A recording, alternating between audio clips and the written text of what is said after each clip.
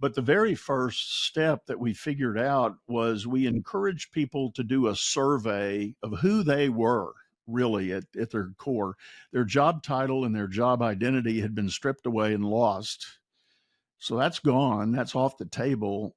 So the question is, who are you really?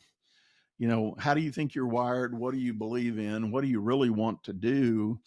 And we had an assessment process we encouraged people to go through to reframe and redefine who they were. And what we discovered was, as people earnestly did that work, they revealed something wholly different than maybe what they had been doing. And also, some of the common themes that emerged were people were realizing that they had gotten into a particular industry as a young person because that was the first job that was available, almost like I ended up in banking because it's the first job that was available.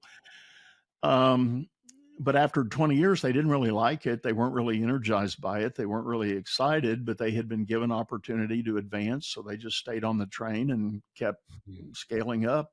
And now, when the company decided to let them go, they had nothing.